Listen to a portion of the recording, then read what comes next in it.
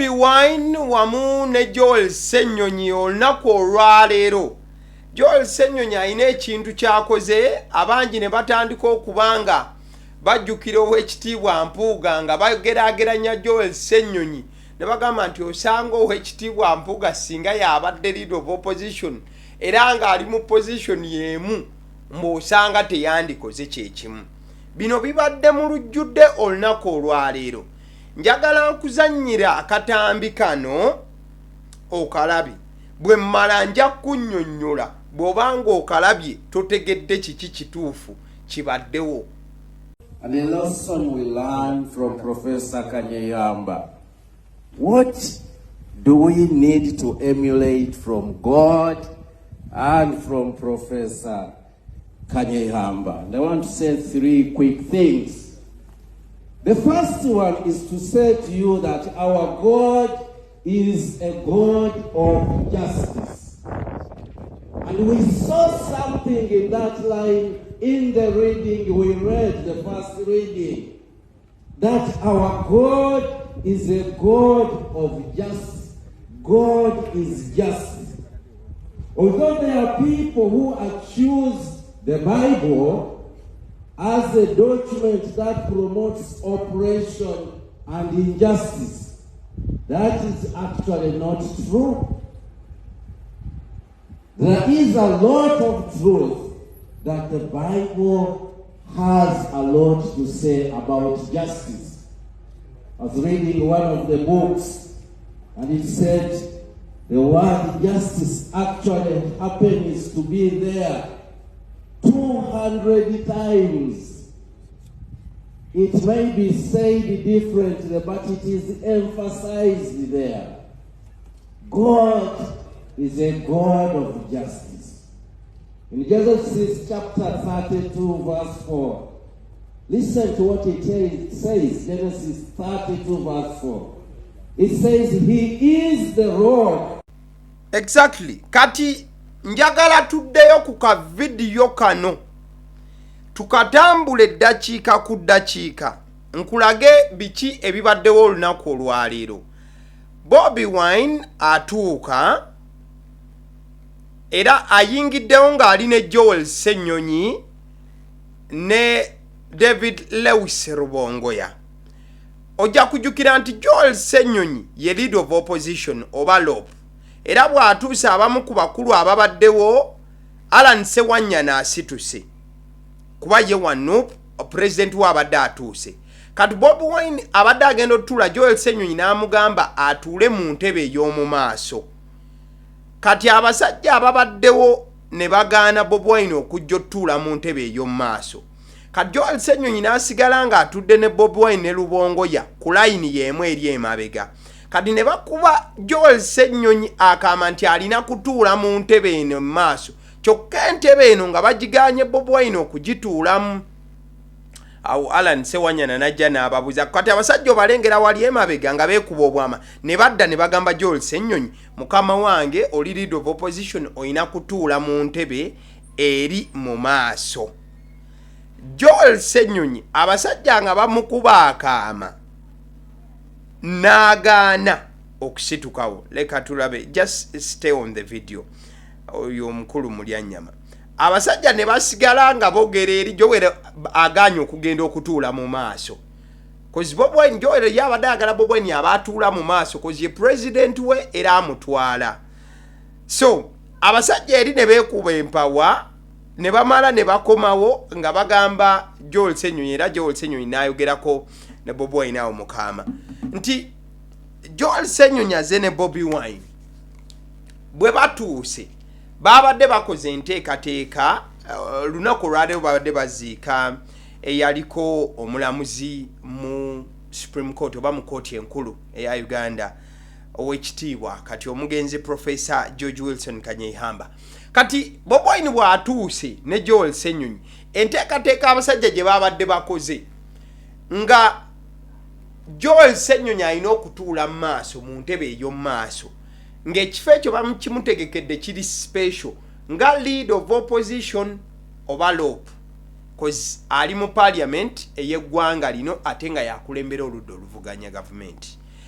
kati ate nga mu kutegeka Bobi Wine adda alina kutuula mu ntebe y'emabega kwegamba Joel Ssenyonyi atuule wano mu maaso kadale ye Bobi Wine atuule mabega kati Joel Ssenyonyi ye bw'akirabye agambiddewo Bobi Wine nti mukama wange tuula mu maaso kati Joel Ssenyonyi mu kusaba mukama we atuule mu maaso mukama we abadde atambula agenda atuule mu maaso abasajja abategeka ne bayimiriza mukama we politely nti talina kutuula mu ntebe kati Joel Ssenyonyi naye kyakoze n'agamba we muba muganye Bobi Wine otuulayo sina kintuuzayo ono ye president wange ate ye mukama wange then ebeera mbeera yakubanga asosodde oba okuyisaamu amaaso in fact Joel Ssenyonyi tasobola kulaga lyanyi olw'ensonga aba abuuse protocol this is the president kati Joel Ssenyonyi abaddako buzzi mu rank wadde ng'ate ye mukulu leader of opposition Joel Ssenyonyi asobola kutuula mu ntebe eyo only and only nga Bobi Wine teyazze Bobi Wine bw'aba yazze okusinziira ku protocol ye president yaba alina okukola ki okutuula mu kitiibwa ekyo so Joel Ssenyonyi olunaku olwaleero abiganye kati entebe eyo ekifaananyi ekyo kyolaba kyekyentebe enkalu era entebe eyo bwetyo bwebadde Joel Ssenyonyi abadde ayagala omukulu atuulemu kati basigadde batudde awo mabega nga obalaba mu kifaananyi ekyo era nga tebali bothered n'akamu okay kati soka tugendeko sijagenda wa Zahara ne wa Shamim Malende kati soka tugendeko ewa General Muhoozi Kainerugaba bino we bibaddewo video we postingiddwa General Muhoozi Kainerugaba kyakoze afunye video eno n'agiteekako screenshot waggulu ng'agamba ka Bobi he shouldn't even sit in the tent ng'asekerera Bobi Wine olw'okuba nti nno entebe ey'omu maaso bamugaanyo gituulamu nga baagala Joel Ssenyonyi atuulemu kati nga General Muhoozi agamba nti ka Bobi ne mu tent tebandimukkiriza kutuulamu oyo just musajja beeyinako embeera batera nnyo okwetwala speed kale kati tugende wano munnange ku mukolo guno ogw'okubeera nti baziika n'okusiibula eyaliko omulamuzi mu Supreme Court ow'ekitiibwa kati omugenzi Professor George Kanyehamba Wilson olunaku olwaleero mu maka ge Buziga we bibadde bigenda mu maaso abakulu ab'enjawulo bangi abazze kati nga ne NUP ekiikiriddwa abakulu bonna oba abamu bannakibiina kya NUP bazze nga bakulembeddwa mu president w'ekibiina Kyagulanyi Roberto Sentamu Bobi Wine omwogezi w'ekibiina era leader of opposition Joel Ssenyonyi omulabye omubaka omukyalo wa Kampala Shamim Malende n'abalala bangi Rubongoya n'abalala beetabye mu kuziika kuno kati what happened omanyi essaawa zino amaaso gali ku Shamim Malende amaaso gali ku Zahara Ruyirika ababiri bano batoba baagala kaadi y'ekibiina ki National Unity Platform kati kiki ekistandinze out olunaku olwaleero Shamim Malende bw'alabye bakama abe nga balina we batudde atambudde majestically najja n'afukamira n'abuuza ku Bobi Wine her president n'abuuza ku Rubongoya n'abuuza ne ku Joel Ssenyonyi afukamidde ku maviivi mu Gomesi gy'abadde ayambadde ng'anekaanekanye wabula se wansi n'abuuza ku bakulu okay kati Zahara Ruyirika bwe bavuganya era bwe batunka okufuna kaada naye atuuse wabula Zahara bw'atuuse Zahara agambye nti eggomesi eyange nedda eggomesi eyange nedda so Zahara Zahara ye eggomesi tagitadde wansi tafukamidde agambye mbalabyeko akalala abaana ke badde batunuulira bwe weetegereza ku mukolo guno eggomesi Zahara Ruyirika gy'ayambadde eyagadde ate okufaanana ne Gomez Shami Malende gyayambadde. Oyinza okugamba nti omutunzi wa Gomez yabaddeyo omu eyabagambye nti mugende munyumemukko. So bona badde balina okuvaayo babuuze ku bakama baabwe wali osanga munnange ofukamira n'obuuza ku mukulu bayinza okuteerayo kabega ne bagamba munnange akakiiko k'ebyokulonda akenyupi temunyiganyiga nnyo temumyumyula nnyo busungu mukaddeko okuba nti kaada egabo wali mu Agusto oba omwezi ogwo ogujja. Kale abo tubadde tuli awo olunaku olwaleero. Alien Skin could be smiling right now. Jeno Muhoozi olunaku olwaleero ng'akozesa omutimbagano gwe guli ogwa Twitter oba X agenze sebo n'ateekayo layini z'oluyimba lwa Alien Skin asose wanika nti akapande wasoma bubi akapande kasoma maje. Bwamaze n'ateekako bw'obanga wasomye maji akapande kasoma maje. Nga Jeno Muhoozi Kaine Lugaba alaga ebitundu 1,186,1,6,2,1,6,2 kane mukana kana satu tuluyimba lwa mwana mulenzi Alien Skin yalutegeera yalukuguka nesse kutegeera yenna. In fact Jeno Muhoozi wamaze ataddeyo n'ekifaananyi ky'omulenzi Alien Skin okulagira ddala nti omusajja amutegeera era n'akayimba omukulu ke yakoonya akategeera. So Alien Skin wamaze naye mulabe nga replying awo Jeno Muhoozi. Jeno Muhoozi in fact mu bimu ku byabadde ayogera ayagala kubanga agendako ku Fangon Forest.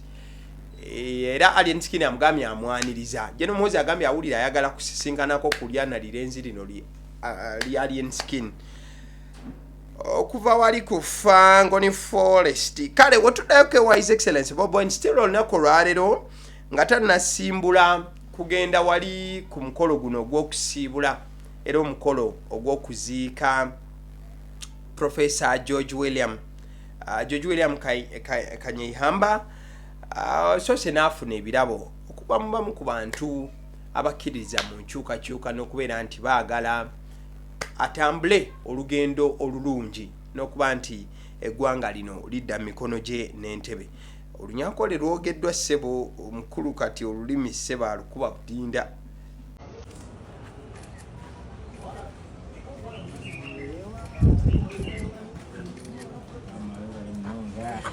Konkanya eti kwenda kuzira ni yenda kuzira. Nabwe n'ikirungi wewe. Muzeo kagira ngo pikino ni mtunga musende zingaye buri wiki.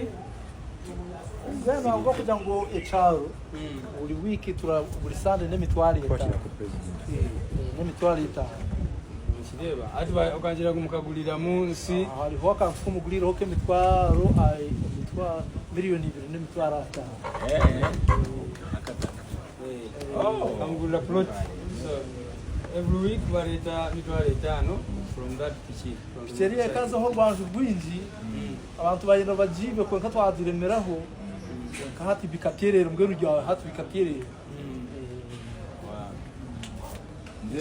Konkati nsuwa tumwakoze Ruhanga ayongera bazimure. Ruhanga ayongera bazimure. Ndoza musobola okubanga mutegeera emboozi badde nyumizibwa. Abadde boogera ku mwana mulenzi amanyiddwa nga Nsi. Oba mumujjukira bulungi ojja kujjukira nti His Excellency Bobi Wine yawagga yoyo pichi.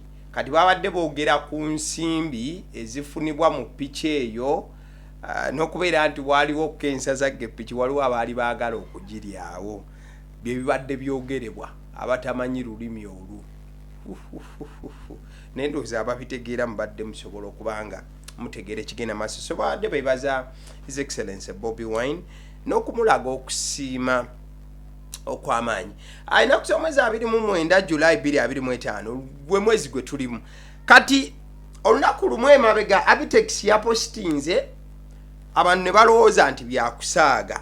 Yabadde agamba nti abategesi b'ebivvulu bonna ne bapromota ku ssaawa 5 bajja kugenda ku Ministry ya Gender ne Social Development okusaba ebyokuddibwamu ku nsonga lwaki ensimbi zaabwe tezinnateekebwa ku akaunti za sako yaabwe yaba promota ate nga bakola kinene nnyo era ba stakeholders b'amaanyi mu industry eno.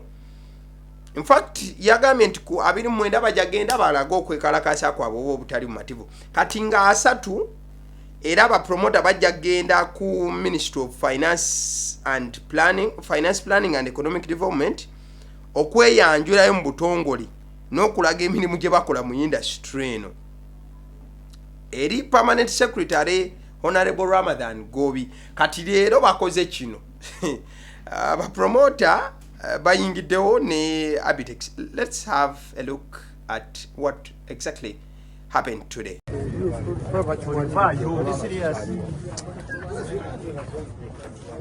Tusazeeko jenda twagala sente z'abapromota busako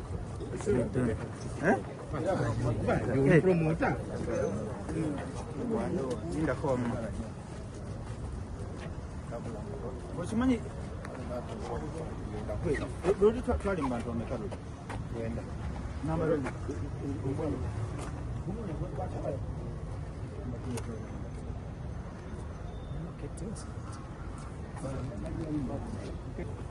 atomedde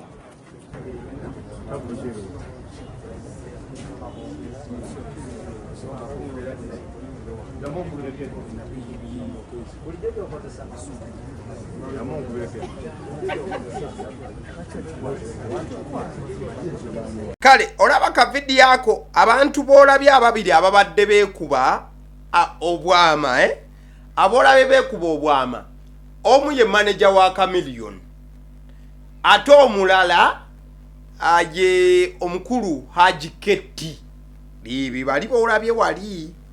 So mu ka video ako nga kamalirizibwa kati omukulu Abitex Promotion omusajja ow'enkofiira agambye nti bakooye ejjogo ly'abayimbi era nti musobola okwogera byonna musobola okukola kyonna kye musobola okubanga mukola wabula bo baagala ekintu kimu sente. ensonga yaffe tuleese wano tukooye ejjogo ly'abayimbi tukooye ejjogo ly'abayimbi okutufuula abapromota oba ba event organizers oba batuyite bonna kye baagala oba basuubuzi oba ki okubanga buli gavumenti eno buli lwerowoozaako erowooza bayimbi bokka fe tutwala nga ababbi abanyunyunsi. Ekituleese wano ewa minisita Betty erinnya lintawano Betty Akena wano ye minisita atutwala amongi okujja okumugamba okumulaga obutali bumativu bwaffe. Twagala kumanya ku billions za 3 ba event organizer abateekateeka ebivu tulina ku sente mmeka kituleese wano lwaleero. So mwagala sente? Twagala sente, twagala kirala kubanga twagala sente mu zisako zaffe. Kubanga ffe ba event organizer oba ba investor abasookerwako ffe tufuna ebizibu buli kaseera ng'ebivulu bitusaze. Bapromota abasinga bali mu mabanja lwa kuteekateeka bivulu by'abayimbi. Teri muyimbi yali agudde lwa promota naye ate bapromota bali mu mabanja olw'okuteekateeka ebivulu by'abayimbi. Kakati ate buli kaseera bakwata billions 5 ne bazibawa tetubalinaako bujja beetegeke ne musobola tuwulirayo ebivulu bye bategese ebisatu sente Eddie Kenzo yazirya ne banne bayimbi banne aba federation. Exactly wakati nga bakyanyonnyola ekyokubeera nti Kenzo ye problem abalala kuba omanyi mbadde neetegereza abapromota bano nga bwe batuuse era bwe balabise. Ndabyeko ku Thaddeus Katumba taata na Nnyunja mulabyeko awo. Ndabyeko ku Luba promoter gwe bayita Luba Luba events mulabyeko.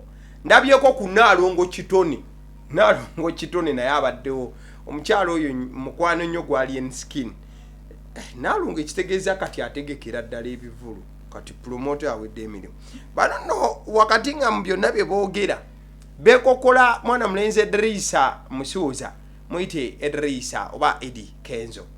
Okulowooza kuba Eddie Kenzo kati ye problem yagenze n'abagamba bonna nti baffe bapromota tuli babbi tuli banyunyunsi naye nga ffe tulina bapromota abawera 6 nga bagudde lwa kutegeka Kenzo bakutegeka bayimbi ebivulu byonna ebisaze abapromota bonna banobati bonna baketti baluba event ba Emma promotion balunywa yakava mu event jo eyakabuye Semboga ni nyumba ne bagitwala tebatuteya muyimbi Sara Kitone mwamulaba nga ali mu labonita ng'obutebe bumutunuulidde.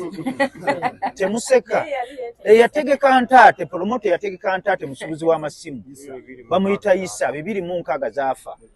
Bwe twogerera yategeka King Saha bamuyita Umoja yadduka ali Kenya. Ate nga abantu mulaba abantu baali ki?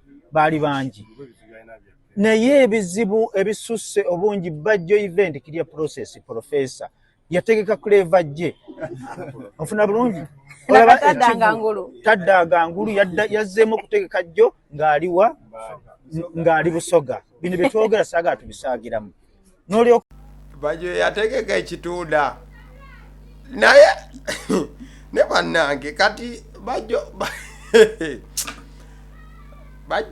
ekivulu bannaye nga kiyiseeko ebbanga bajjo omusajja wattu basika waaki okumuzza maziga bajjo yawaayo nepiki bambi awo yagiwaawo mugundi wa Kireva gye kale bagamba nti maama Alima Namakula ono yakamaliriza ekivulu wano bagamba nti ekivulu kyasaze omutegesi nakati yeeyagula olw'ebisalo ebyavudde mu kivulu. Buli abayimbi bonna 9 ku 10 bonna balina ssente z'abapromota. Ffe tuteekateeka ebivulu by'abayimbi abo. Essaawa zino kyemulabye wano eyategeka ekikadde mumanyi ekivulu ky'ekikadde abadde amubanja amukwatidde banadduka ng'omuyaayi. Alima Namakula w'ekimbeewo yeetegese naye Federation yamuwadde ssente naye nkulayirira wadde 2% baagijjeeyo. Ekyo kye kiraga obuzibu bw'abapromota. Twagala batulabe nga ababbi abeeyagaliza ennyo. Promota baateekateeka ekivulu tuwa abantu emirimu. Tuwa abamaneja b'abayimbi emirimu, tuwa ab'ebyuma emirimu, tuwa ababodaboda ne bavuga abantu nga bayita mu kivulu, abakyala ne batunda emmere mu bivulu byaffe, bonna bookya enkoko, saaluuni ne zikola, perfume, engoye, bakanya Abasekeledde. Ebyo byonna Alima Namakula ye yabadde yeetegese.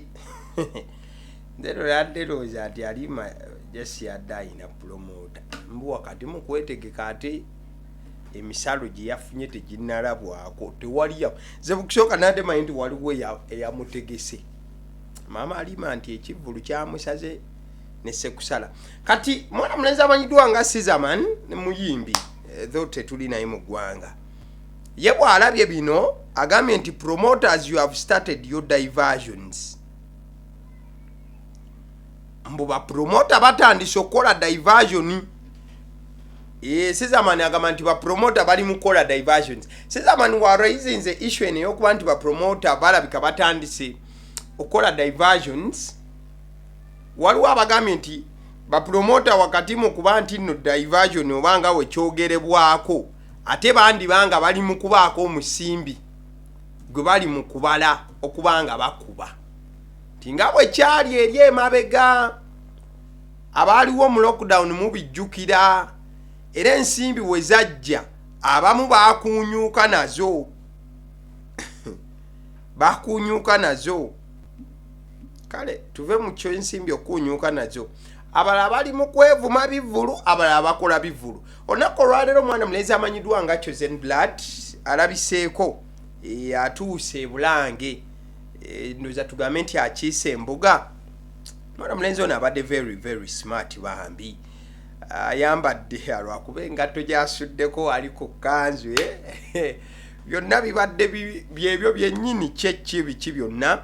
Mwana mulenzi abadde ayambadde gundi eyo ya green ne batambudde nabo banekaanekanye bulungi nnyo munnange okujja okubeera nti balaba kuwa ekitiibwa Katikkiro n'okubeera nti bamusaba bw'abanga anaabanga asobola okubafisirizaawo ko ku kadde tumanya Mukama ayinza okubeera ku ludda lwabwe. So Chosen Blood olunaku olwaleero nga bw'olaba awo babadde batuuse wali Bulange era awo kati babadde bamaze okubanga batebenkera butereevu nnyo.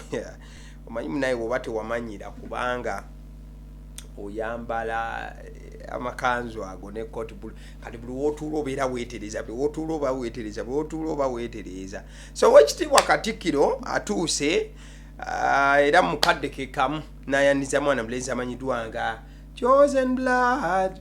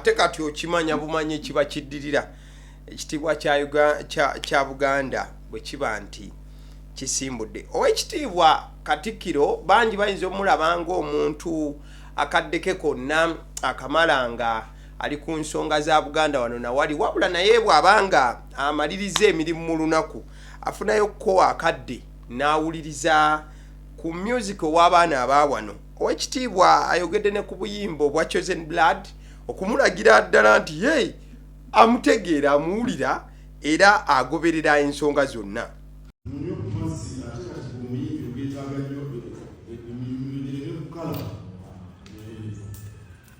Ssenyonyi okulabako Chosen Blood nkumanyi ku TV mutimbagano mazebwa n'enyimbano zinyumira pressure ya last walwagala nnyo waliwo oluyimba lwayimba ne Wininwaji n'empera itayonda bikulungi nnyo ate kabayimbye nalinye mukyawakati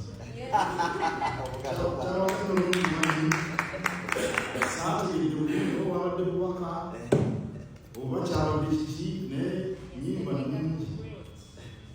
Kale n'olwekyo nsanyuse okulaba nti otuuse okukola concert abantu bakulabe mu bujjuvu bwo.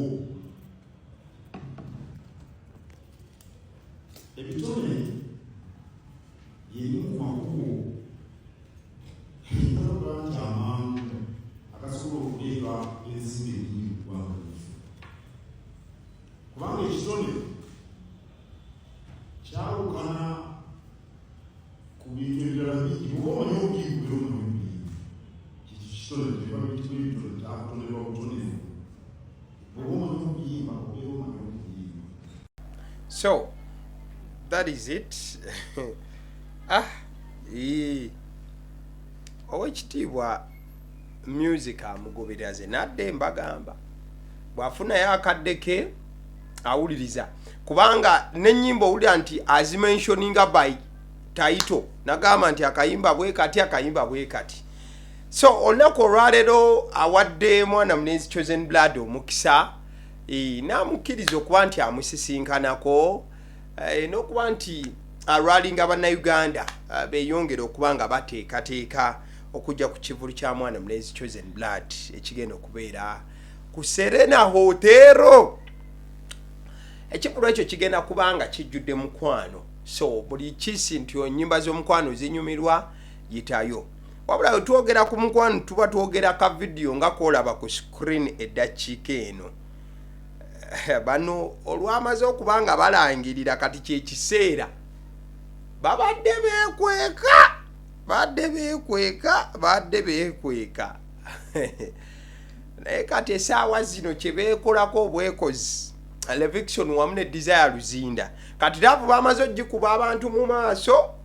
It is time they let the cat out of the bag. Kati wakyali kwekweka era abamu babadde bakuba mmiro ne bagaba nange buli muntu yanfunye ku mwagalwa. Love is indeed a beautiful thing. Mbu Desire Luzinda azze buto kigambo buto ekyo kadi azze buto kati tugambe ki. Kale bwe tuwanga tuvuddeyo mu bintu by'omukwano tukomeeko mu nsonga eziri serious, olumu tusaagamuko naye nga tuba serious.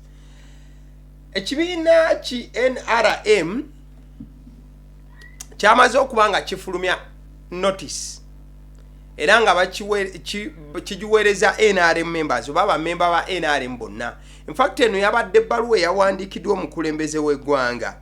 Wabula kati essaawa zino abatakola nga mukulembeze wa ggwanga bw'aba wandiise wano aba wandiise nga national chairperson ow'ekibiina ki NRM yabadde ayita abantu okujja oba notice of the first meeting of the 4th National Conference of the National Resistance Movement nga President Museveni akoowoola bannakibiina okulaba nti bajja.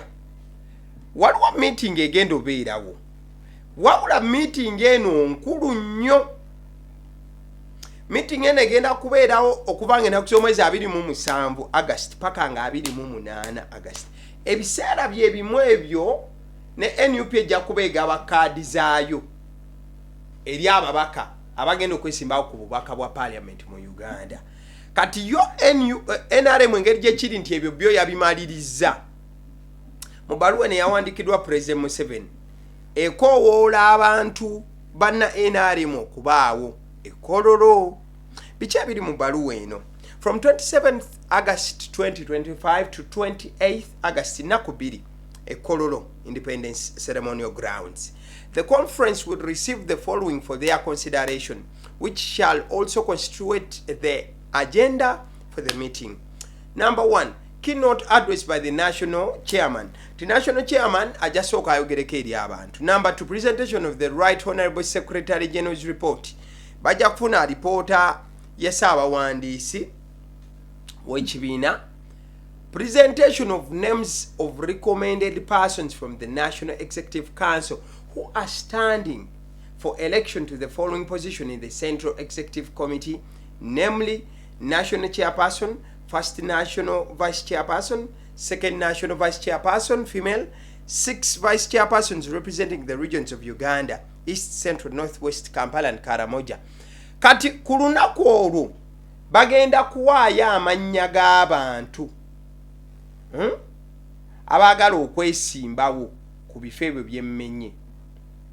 National Chairperson already ye President Museveni. Ono ye yandibanga tagenda kubwako kalulu. Ekyo kyandibanga kiriko fabu. But wano banyonyola nti bajja kuba nti n'omuntu agala okwesimbawo aweereddwa omwaganya kwolwo olunaku. Agala obwa vice byonna ojja kujjukira nti Anita among Right Honorable Speaker wakubisana ne yali speaker omukyala alitwala Kadaga. Campaign zijja kutandika era n'okulonda kubeewo mu bbanga eryo lyenkunyonnyoddeko. Receive and pass resolution regarding which persons have been elected to the office enumerated in agenda item number 4. Bajja kulonda balangirire mwezi ennaku 2. Receive the names of the persons who have been recommended by the National Executive to be elected as the presidential candidate for NRM. Kati kwolwo nti lwe balonda n'omuntu agenda okwesimbawo ku bwa president ng'ajja ku kadi NRM. Iki bajja kulonda olwo. So bwe banaamaliriza oyo gwe banaaba balonze okwesimbawo ku bwa president ajja wa speech. Ebbaluwa eyo yawandiikiddwa chairman oba chairperson wa NRM nga ye mwami Yoweri Kaguta Tibuhaburwa Museveni. So take note of that. Abagwa ku side eyo abwetuvaawo wetuvaawo bangende kale katusooka ebyennaku nabyo tubijjawo tujja kuddayo mu politics. Kitalo nnyo nnyini ddala olunaku olwaleero waliwo abayizi b'essomero abayingiridde essomero lya Mbale SS. Abayizi abo ne batta omuyizi owa senior 4 abadde anaatera okutuula UNEB. Mbu baamusse lwa mpalana z'amasomero. Abayizi ne bava mu ssomero eddala ne bajja ne bayingira lino essomero ne bafunza omu ku bayizi ne bamukuba ne bamutta. Naye nti lwakuba nti amasomero gawalaŋŋana. The police and security agencies are yet to give clear information of everything and how it transpired. Omwoyo gw'omugenzi Mukama agulamuze ekisa. Kyannaku nnyo nnyini ddala. Kale eyo tuveeyo tukomewo. Ebifaananyi byolaba bya mwana mulenzi amanyiddwa nga Richard Tumwesigye Mutebi. Ono nno nga medical officer emulaga eyo gy'akolera mwana mulenzi ono mu ddwaliro. So enena Kaseke General Hospital naye akolayo gayo ono Tumwesigye Richard. Mwana mulenzi ono yalangiridde mu butongole okwesimbawo ku bwa president mu kalulu akajja ka 2026 era ng'agamba nti ayagala kukomekkereza bukulembeze bwa President Museveni. Era mwana mulenzi ono yagambye nti ebyobusawo yasoose n'abizza ebbali. Agamba nti eggwanga lya Uganda livunze liweddewo. Kati ayagala kulitereeza, agamba nti ebyobulamu bivunze mu ggwanga. Ebyobulimi nabyo agamba nti byennyamiza ate era wamu n'ebyensimbi. So gayo ono akabonero agamba meeza.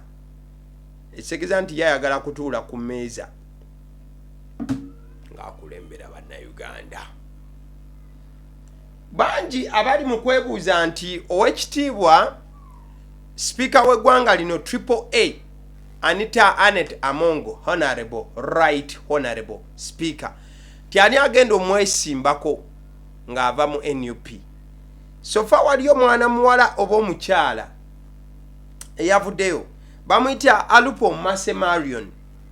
Ono nga ali mu kwegayirira oba asaba ne sekusaba yenna afuuyirira lunwe ekibiina kya NUP kimuwe kaadi yesimbe ku Honorable Among nga woman member of parliament owa Bukedya. Era ono agamba nti yazze kubanga akomyawo essuubi, restoring hope.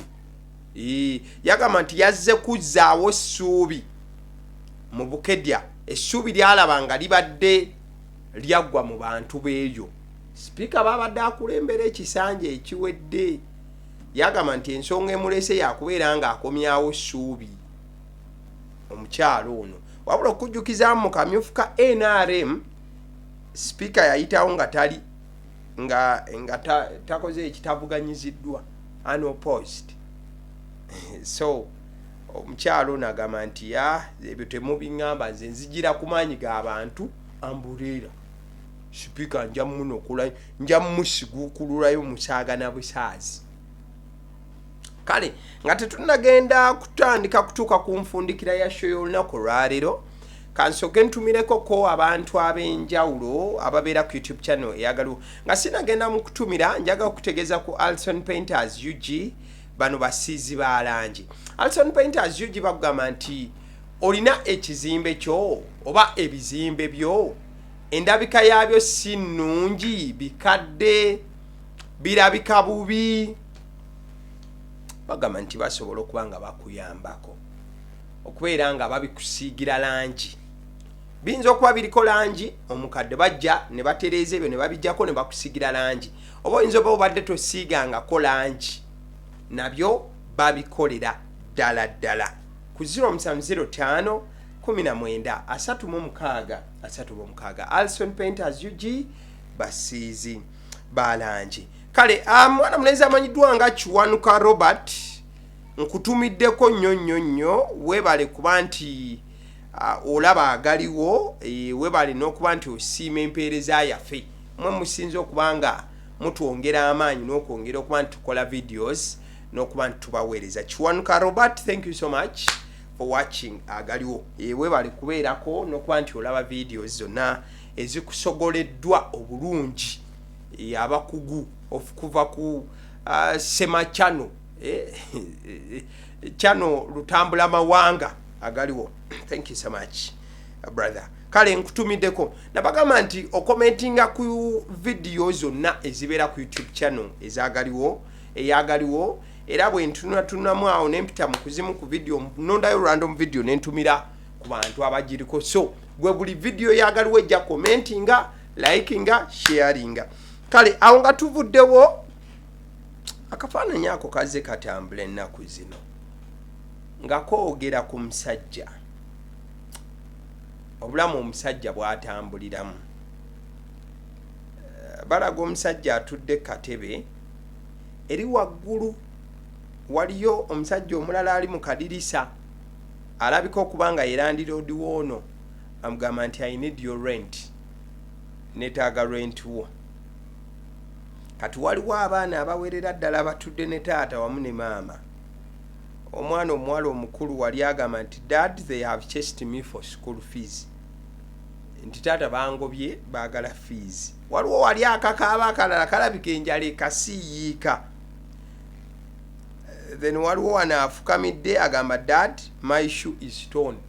Engatto yange yayulise. atera mukadde ke kamu wamala okusaba engata ate n'agamba nti taata enjala ennuma nfa nzigwawo.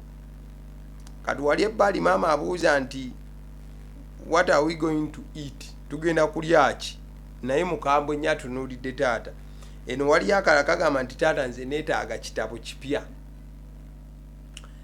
So that is life of a man. Bulamu bw'omusajja engeri gye butambulamu. But kiganda kyange bw'obanga olieyo nga mw'oyita mu mbeera eyo gumamu bijja kutereera. Omusajja alina kuyita mu ebyo. Kale akatugendeko wane wa Seeka wakati nga tuga nti omusajja alina yitamu ebyo, waliwo Seeka byavumirira omusajja byatalina yitamu. Agamba nedda ssebo omusajja yitamu ebyo ebyewakana ne waliwo byotalina yitamu. Kubuno obuwala obuyaayo obw'omu kibuga mbw'olwala ako kakulwaza, obutamanyina kutawaaza akakulwazaako, jangu weekolere weerire emmere mutolidde kimayambuka okuba essimu tekakwata oba tekakwata kalekeyo yamba kayambe obwo temuddamu kulwala mugume lwala obwo nabo bukulwaza mbulaavu oyo abo nabo bantu abo naye akulwaza tuddamu kulwala guma gwe muvubuka guma olwala ki obadde olina yakukyaye sanyuka na busanyu siguma weegumye oyo olwala ki tulidde emmere mu Mariyamu yakuteeka mu bulakalisiti muyina amaanyi okaaba nga boogera aya z'omuliro tokaaba okaaba muyakukyaye oliko ekikyamu okaabe ng'omuwala akola mu owino mbwakukyaye wallahi mbadde mwagala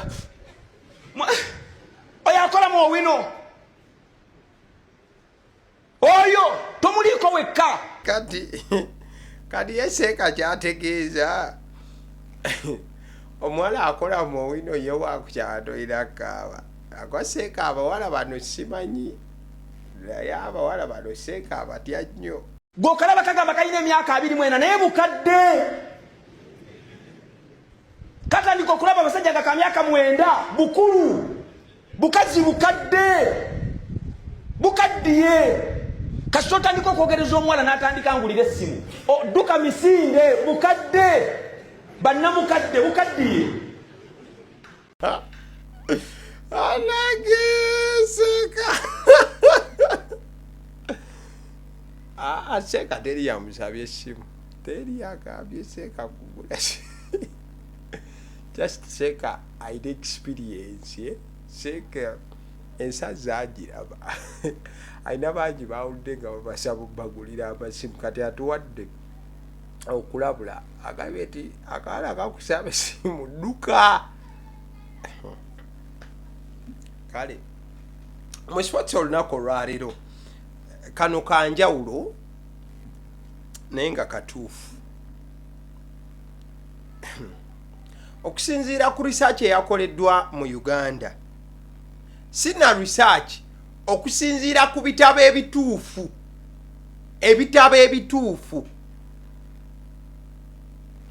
eby'ekitongole kimanyiddwa nga National Lotteries and Gaming Regulatory Board oba Regulatory Board, ekigambo kizibuzibu.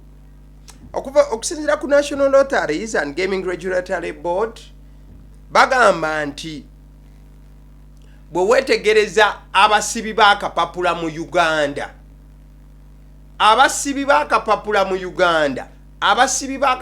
Uganda, ekitongole ekiruŋŋamya betting companies mu Uganda kyafulumizza alipoota nga kiraga nti ensimbi abaana ze basiteekinga oba ze basibamu akapapula oba ze basibamu zaala ziri nnyo okuva ku buwumbi 500 billion mu 2022 ne zambuka paka ku trillion 8. Nti mu Uganda okuva mu Juni wa 2022 sente zaali zibeting bw'abaana basiba obupapula zaava ku buwumbi 5 kati zaali nnyo paka ku trillion 8 ze sente abaana ze basibamu akapapula. Mukwano gwange bw'obanga tomanyi trillion, genda otunuulire budget y'eggwanga budget yeggwanga y'omwaka guno ya trillions 72. Budget yeggwanga ddamba ya trillion 72. Wabula ekitongole ekirungamya kampuni betting kyagambye nti wekitunuddemu sente ezisibwa zaala okuva mu Juni wa 2022 zirinnye paka ku trillion 8. Ekitegeeza that is almost wotu rounding off nezigenda nti nezidda ku 10 eyobeera toyina almost 10% eya budget yeggwanga. Kale you will say that is around 8% eye budget yeggwanga abaana sente bazisibamu kapapula. Kiba kitegeeza nti omuze gwa zaala mu Uganda muganda wange gulinye enkandago abaseddi omusunsu ziri erinnya eryange agaliwo gwe mukutu kwe tuli liking a video eno. Thank you so much. Mwebale nnyo mwebale ddala mukama abatukumire mugira mbaayo.